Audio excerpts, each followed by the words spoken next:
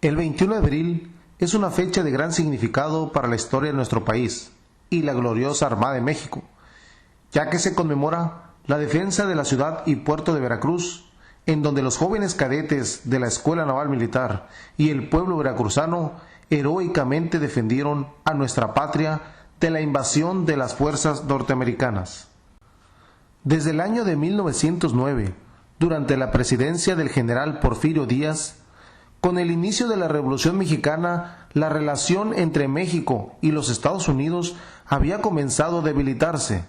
El gobierno estadounidense se mostraba preocupado por la seguridad de sus connacionales y la defensa de sus intereses empresariales, ubicadas en distintas regiones del país. En esos momentos, el gobierno de los Estados Unidos apoyó la llegada de Francisco I. Madero a la presidencia de la República. Sin embargo, al no satisfacer las demandas yanquis, fue necesario apoyar la contrarrevolución para derrocar al gobierno revolucionario, lo que derivó en su trágica muerte, junto con la del vicepresidente José María Pino Suárez. La polémica imposición del gobierno de Victoriano Huerta y sus políticas dictatoriales provocaron que su régimen no fuera reconocido por el gobierno de los Estados Unidos, circunstancia que se complicó con las relaciones diplomáticas entre ambos países cuando México estableció significativos vínculos con algunas potencias como Alemania, Japón, quienes tuvieron grandes avances en la economía mexicana, viéndose afectados los intereses norteamericanos.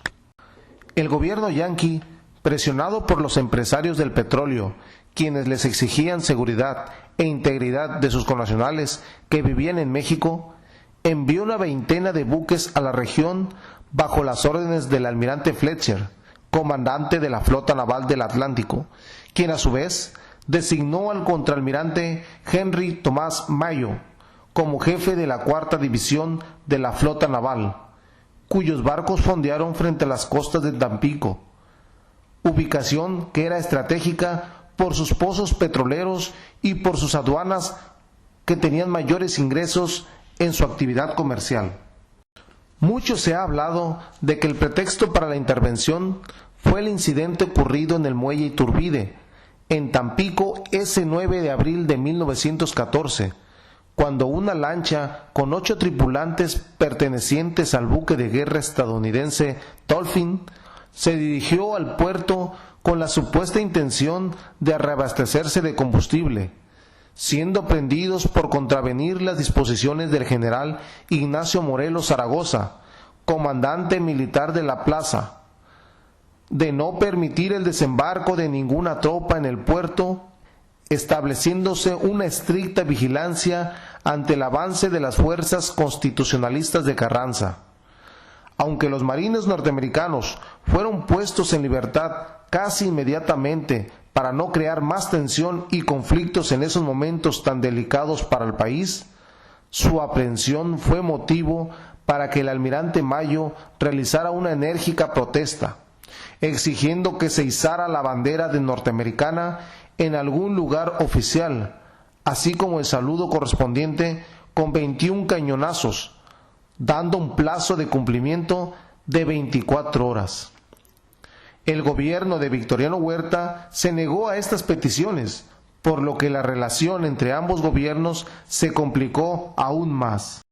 Ante el peligro de que los estadounidenses decidieran la ocupación del puerto tamaulipeco, Victoriano Huerta ordenó que la flotilla del Golfo que se encontraba fondeada en Veracruz se dirigiera de inmediato a Tampico. Resultaba lógico que ante las fricciones en Tampico, el desembarco norteamericano se efectuara en ese puerto. Sin embargo, después de muchas comunicaciones y de prorrogar el plazo de cumplimiento, aquella mañana gris del 21 de abril de 1914, se ordenó la ocupación de Veracruz con los barcos ahí fondeados a las órdenes del almirante Fletcher. En esta ocasión, el pretexto fue la llegada al puerto de Veracruz de un cargamento de 20,000 fusiles y 15,000 cajas de municiones a bordo del barco alemán de nombre Ipiranga. Estos para ser destinados al Ejército Federal de Victoriano Huerta, por lo que se tomó la decisión de no tomar Tampico, y dirigirse a Veracruz para desembarcar y tomar la aduana del puerto. Los 4 barcos mexicanos que conformaban la flotilla del Golfo habían pasado a Tampico a causa del conflicto del 9 de abril. Por lo tanto, la ciudad y puerto veracruzanos se encontraban sin ellos para su defensa. Además, las fuerzas federales, al mando del comandante militar de Veracruz, el general Gustavo Mas, había abandonado el puerto por instrucciones del gobierno huertista, replegándose en la cercana población de Tejería. En el puerto de Veracruz únicamente quedaron los cadetes de la Escuela Naval, los elementos del Arsenal Nacional ubicado en San Juan de Ulúa, así como de los batallones 18º y 19º al mando del coronel Albino Cerillos. Cuando principia el desembarco de las tropas norteamericanas, cerca de las 11:20 horas de la mañana del día lunes 21 de abril de 1914, el comodoro Manuel Azueta Perillos, uno de los principales jefes de la Armada Nacional en el puerto, al saber del desembarco norteamericano, se dirigió a la comandancia militar para ponerse a disposición del general Mas, pero al no encontrarlo, tomó la decisión de dirigirse a la Escuela Naval. Ya en el interior de la Escuela Naval, arengó por igual a los jefes, oficiales, cadetes y marinería, así como servidumbre del plantel, al grito de ¡Viva México! ¡Viva México! ¡Viva México!, que fue contestado uno a uno con entusiasmado ¡Viva! Por parte de los cadetes, quienes, inyectados de sentimiento patrio, se aprestaron a las armas.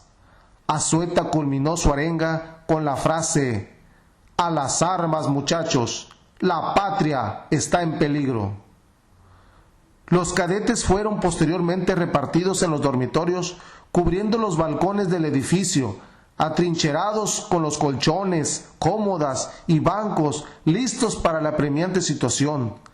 La conclusión fue defender no solo a su alma mater, sino al mismo pueblo jarocho y a la patria mexicana.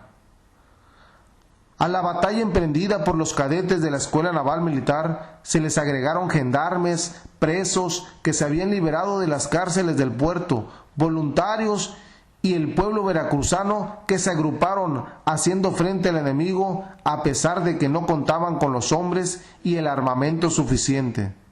Todos ellos se parapetaron en diferentes construcciones del puerto, desde donde se hizo daño al enemigo, causando al principio el repliegue de los infantes de marina de los Estados Unidos y posteriormente el desembarco de un mayor número de elementos. Cuando las tropas invasoras desembarcaron por el Muelle Fiscal y Malecón, los cadetes de la Escuela Naval, que se encontraban en el segundo nivel del plantel, expuestos al fuego enemigo, defendieron su alma mater, logrando algunas bajas. En uno de esos balcones se encontraba el cadete Virgilio Uribe Robles, quien, al agotarse su munición y proceder a cargar de nuevo a cuenta su fusil para continuar disparando, recibió un impacto de bala que le penetró en la cabeza, lo que le provocó fractura en el cráneo, muriendo ese día a las 5:30 de la tarde. Virgilio Uribe, aún sin cumplir los 18 años de edad, sucumbió ante la metralla del enemigo al presentar tenaz defensa del suelo de su patria en contra del invasor extranjero. De manera póstuma, el 29 del mismo mes se le otorgó la condecoración de oro de la segunda invasión norteamericana. Por su parte, el teniente de artillería José Azueta Bat, hijo del comodoro Manuel Azueta Perillos, pertenecía a la batería fija de Veracruz y había recibido la orden de abandonar la plaza, pero tomó la decisión de dirigirse rumbo a su alma mater, la Escuela Naval, en la que permaneció con valentía repeliendo la ofensiva enemiga. En la esquina de las calles de Landeros y Cos y Esteban Morales se encontró con una de las ametralladoras que habían sido abandonadas por el ejército federal y, protegidos por un poste de luz, disparó con bravura contra los estadounidenses, causando varias bajas al enemigo. Al ubicarse en la calle, el teniente estuvo expuesto al fuego de fusilería de los marinos de los Estados Unidos. Momentos después, recibió 2 tiros en sus extremidades inferiores, hecho que no le impidió continuar en las hostilidades hasta que posteriormente recibió un impacto más en uno de sus codos que lo dejó inconsciente, por lo que algunos cadetes lo auxiliaron. Desgraciadamente, José Azueta Abad, después de varios días de agonía y ante la negativa de recibir ayuda médica por parte de los estadounidenses, murió en casa de Rosario, su hermana mayor, el 10 de mayo de 1914, a causa de las heridas provocadas durante el combate. La escuela naval era un claro objetivo de los marinos estadounidenses, ya que los buques de guerra dirigieron su artillería sobre la escuela. Las ametralladoras de las lanchas norteamericanas rompieron fuego sobre la escuela y minutos después la artillería del cañonero Pryor haría lo propio con sus cañones, batiendo al frente de la escuela, retirándose la guardia de la puerta principal de la escuela al no poder hacer resistencia contra el fuego de artillería norteamericana. Por la falta de parque y armamento para continuar con la defensa, se decidió evacuar la escuela naval y alrededor de las 19 horas recibieron la orden de abandonar las instalaciones. La heroica columna tomó rumbo hacia el poblado de Tejería, Veracruz, en donde abordaron un tren para trasladarse a la Ciudad de México, donde fueron recibidos los valerosos cadetes como unos héroes. Pocos días después, los norteamericanos se apoderaron de la ciudad. La ocupación duró 7 meses hasta que, tras varios intentos diplomáticos, el envío de representaciones ante el gobierno de Estados Unidos y el triunfo de la Revolución Constitucionalista, encabezada por Venustiano Carranza sobre Victoriano Huerta, arrebató al presidente norteamericano la justificación para mantener a sus tropas en Veracruz, viéndose obligado a retirar las tropas norteamericanas el 23 de noviembre de ese 1914. Los cadetes y los civiles que participaron en los acontecimientos del 21 de abril fueron acreedores a la condecoración llamada la Segunda Invasión Norteamericana.